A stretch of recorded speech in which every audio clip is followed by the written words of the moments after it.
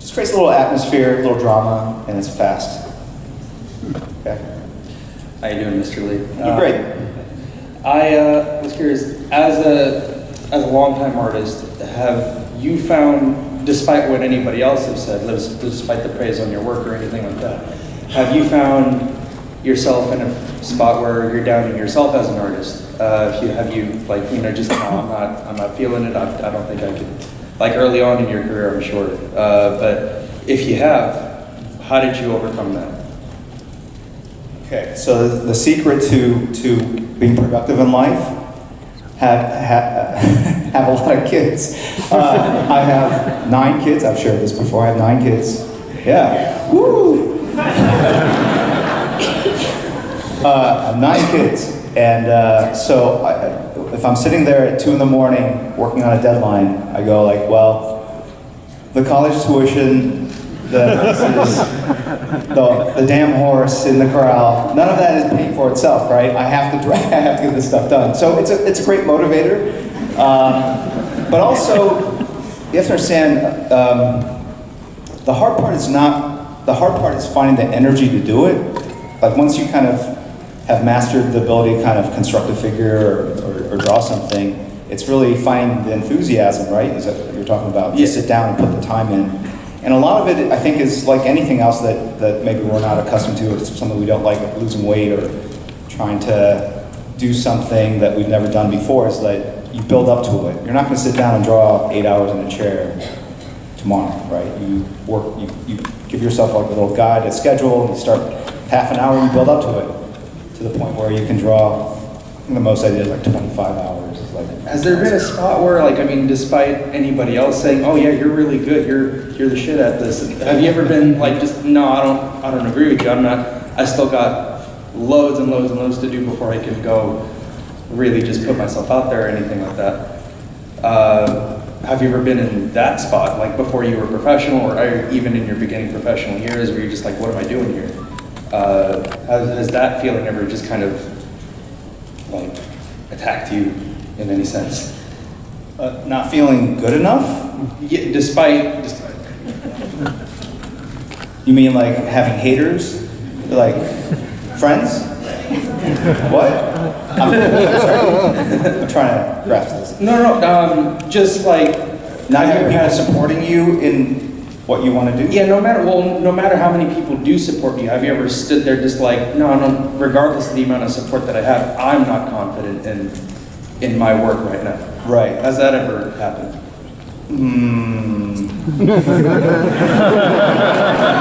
Of course. Of course, I'm a human being. Everyone has self-doubt. That's the beauty of the human mind. Is that no matter what you achieve, you will at some point doubt your success and sabotage your future successes. That's just being part of a human, I think. There's definitely things that you draw. Oh my God, 15 minutes. There's things that you draw and you just go like, wow, that was good. And then next morning you wake up, you look at it, that was horrible, right? And that's because in the glow of creating something, you're happy, you're proud that you created something, then you realize, it wasn't so great in retrospect. So, and then there's stuff you see that was published 5 years ago, 10 years ago, which I'll show you in a little bit. Like it's awful, and you go like, that's not good. So, but the beauty of this is it's art. It's an expression, it's self-expression in a way, right? It is self-expression. And you have to love yourself, right? You have to, what am I trying to say? I'm trying to say something uplifting that will make you feel better about it, but just know you're not alone in having doubts about the work you create. I think everyone does that. And everyone deals with it different ways. And even the most successful writers that produce comic books will often go like, what do you think? Is it any good? And this stuff is amazing, right? Because in their head they know that it's possible, or there's always that kind of internal doubt. But I think that's just being part of human, so I don't really worry too much about it. I just consider that part of the normal process. Thank you so much. Hi, I was wondering, do you still have Mark Hamill's voicemail message? I do. You do? You want to hear it? Yes! I get a lot of calls and they just drop afterwards. I don't even bother picking up my phone anymore. He told you that would happen. Yeah, he did tell me. But no one calls anyone anything, right? It's all Snapchat this, Marco Polo that. Any of you guys use Marco Polo? I don't even know what that is. Yeah, exactly. That's what I tell my wife. She uses it all the time, and she's like, "Yeah, I'll see you there." I'm like, "Why couldn't you just text that to somebody? You have to have a video say." Oh, sorry. It's true, right? People just love. Hi. Send that over. What am I looking for? Voicemail. How do I find this? I'm getting to be like my parents. It's like, I would literally have to go over and change channels on the cable remote for them. You know what I'm saying? I'm not kidding. Beyond the VCR. How do we find? Okay, phone. All right, I'm on phone. Voicemail. Greeting. There we go. All right. How come it doesn't say play? Oh, here we go.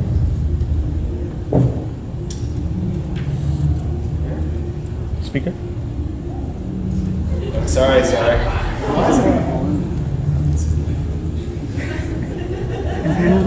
Just call me. And then it just. Hold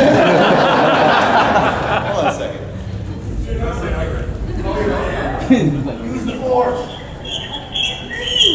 Oh, wait, hold on. Okay, all right, I figured it out. I am like my parents. I literally have to call my parents. Will you please look at the text message I just sent you?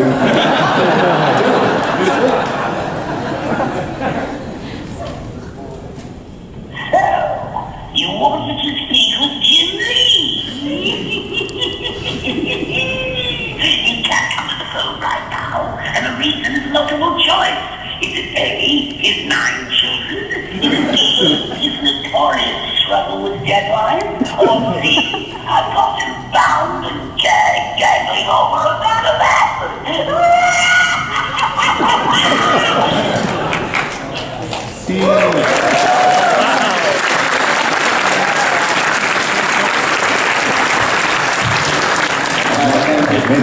Yeah, no, and we're trying to adopt some kids, and the person in charge of that called and listened to that.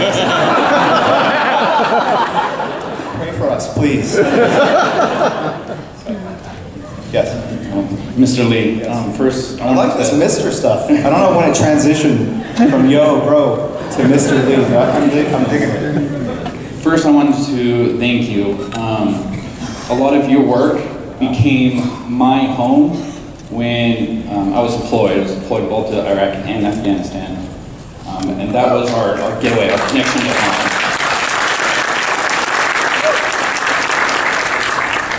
Sadly, I didn't know a lot of your work until then, but that's when I fell in love with a lot of your work. Was there any point in your career that you felt your work would mean so much to so many people? How does one answer a question like that? Of course I do. Yes, of course. I mean, from the moment my pen graced the paper,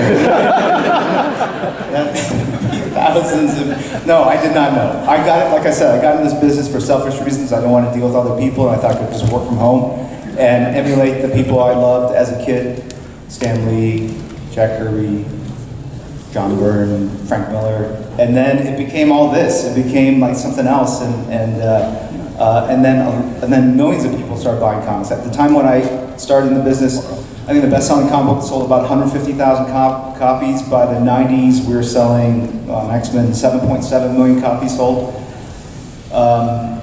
And then the Image days, we were selling 500,000 to 1 million books per issue. So there were a generation of kids that grew up on this stuff. And so you come to Comic-Con, you go to store signs and you meet people that are graphic designers now, artists, video game designers, developers, and they talk about what the comics meant to them when they were growing up. So the same way it did for me. And so I am very aware that it can have that kind of impact and influence, and it's very flattering. It's very, I feel honored that people feel that way. So it definitely is a part of why I do what I do.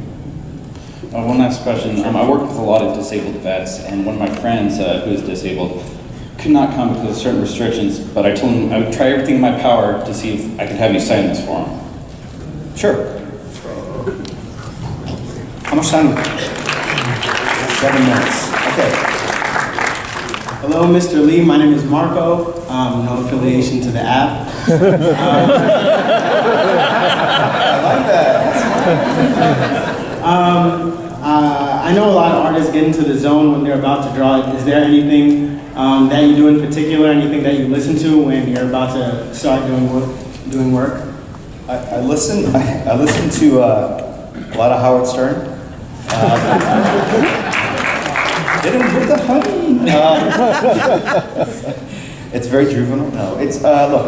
You're sitting there for a long time, and that show runs about 3 or 4 hours at clip, and you know there are a lot of interesting interviews, and in a way, it's kind of like having people in your office that you're just because they just kind of rail on each other, and it's just goofy. So you feel like you're in like a clubhouse or something, and so it kind of makes you feel less lonely. You know, when you're drawing, I usually draw from like 11 o'clock at night till 2, 3, 4 in the morning. So, but then I'll also listen to music. You know, is there anyone you would recommend?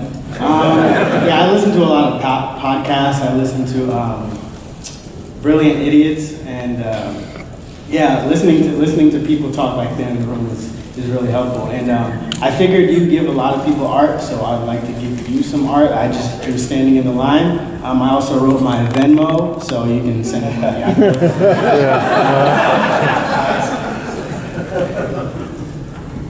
Awesome, thank you very much. Appreciate it.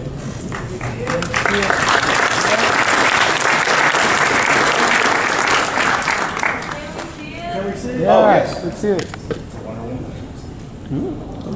Oh.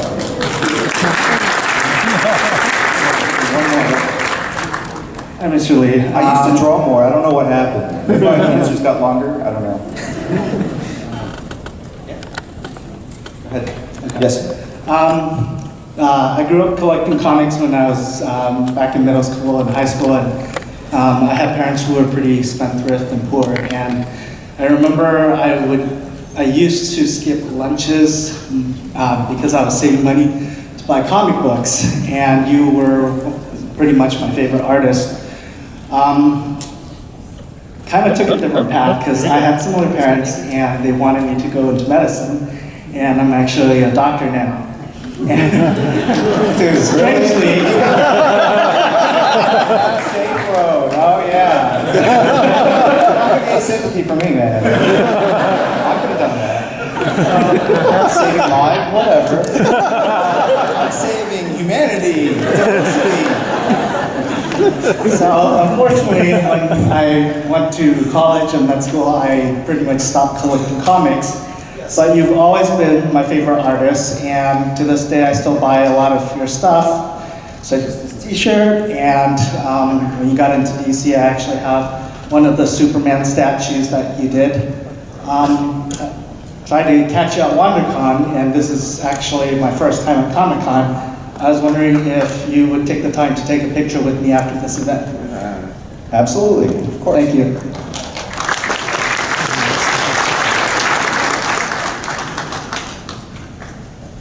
Hi, Mr. Lee. I'm back again just because I saw that the line was getting short again. I was also just so stunned by your answer for the first question that I just wanted a chance to clarify. So Marvel had X-Men, the animated series, its highest quality production ever at the time, something that inspired legions of new fans to come into the book, to come into the X-Men, and to follow your artwork, and you weren't interested in it. Am I interested in it? You weren't interested in it? Question mark?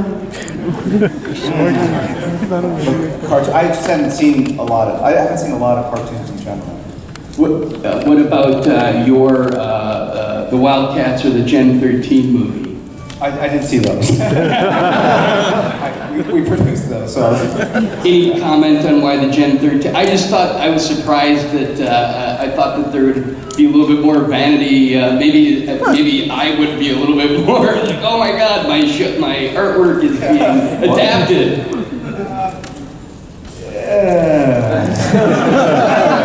Not really. I don't know. Look, there were opportunities for me to move and do something else besides comics.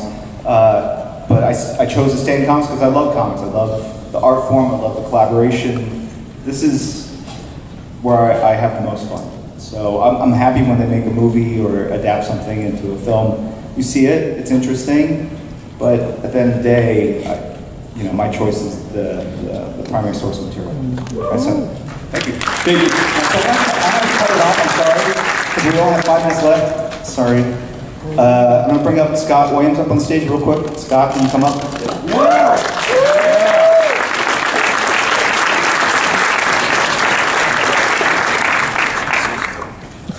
I don't know if I'll have enough time here. So Scott Williams, you guys know who he is, right? Yeah!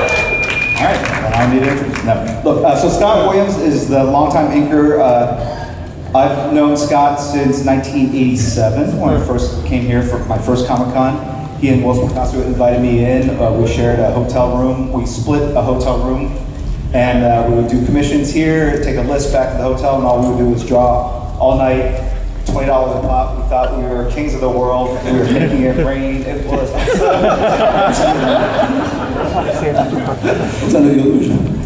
Anyway, so I've worked with Scott all this time, and he's stood by my side longer than any of the wives I've had, and so anyway, been there. Yeah. Anyway, so I just wanted to recognize what he does and what he's meant to my career. As you guys know, I draw the art, and then he inks over it, and then he erases my work. And so you guys really are buying and appreciating what he produces. But at the same time, like I said before, he really does stuff with the lines and the artwork that I can't replicate. And at this point, we've worked together for so long, I just said to him, I know it's going to turn out masterfully and just amazingly. And so I think this is the 30th year we've known each other and the 25th year since we started at Wildstorm. So I just have a small gift for you, dude. Okay. This is turning out better than I thought. You can choose between. No. Okay, not that good. So this is a box. It's gift wrapped with With our X 71 paper. I dismantled a perfectly good comic book. You just had an extra copy. There you go. So there you go, dude. I just wanted to. Am I opening it? Yes, please open it. Oh, do it over here. On screen? Okay. Ooh, this is good. It's exciting. So in Korean culture, I'm destroying comic art paper right here, so I'm probably giving you guys weird reaction. So in Korean culture, when you get married to someone, you actually present the guy gets like a Rolex watch. That's like the deal. I don't know why. It just is the case. Incredible. So this particular one, it has a. Go ahead and open it up. Oh my god. Right. So it has a blue and black bezel, and if you guys are into watches or collect watches, this is actually nicknamed the Batman watch. Are you serious? Yeah. If you really like it, and there are more that you can buy on Canal Street in New York City. Which version is this? This is Lu Hong, it's amazing. Only I can make that joke. Yeah. Oh, I thought that was. Very good. Ooh, yeah.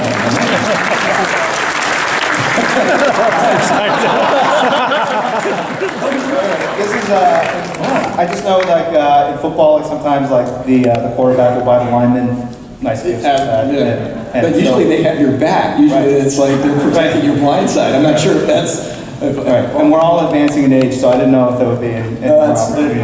No, it's a publicly thank you for all your information.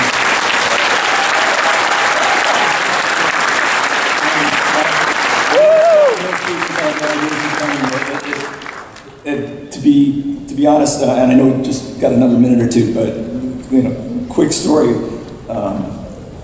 Knew Jim obviously for a little while when he was breaking in Marvel, and at some point we were doing some Punisher jobs together. It was looking pretty good, and Jim's an up and coming penciler. And at some point we got an X-Men gig, and it was fun, and we were having a good time. And I think it was the last issue. I think it was issue 258. I don't think I've ever told you this. It was issue 258, And the cover came in. I think you were living out of the States at the time. The cover comes in, 258. This cover with Wolverine slashing the Mandarin, right? And it was like transcendental. There was an epiphany. It was like fireworks were going off. Something about that image rocked my world. It was he had taken this leap artistically to the extent that I actually wrote you a little note on something. I'm not quite sure what the format was. I wrote you a note and I said something to the effect of, "We're a team. You are not getting rid of me easily. This is for the long haul." But honestly, I had no idea 20, 30 years later we'd actually still be doing this. But that was the moment. That was the beginning of whatever this is, and this is awesome. Thank you.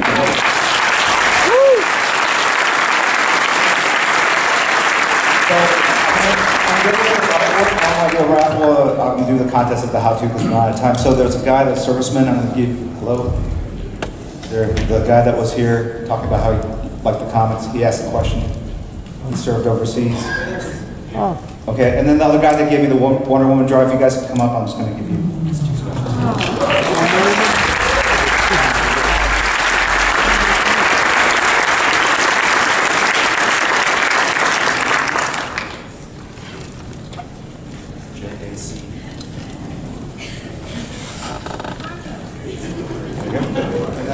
Okay. What was your name, sir? Mark, with a K?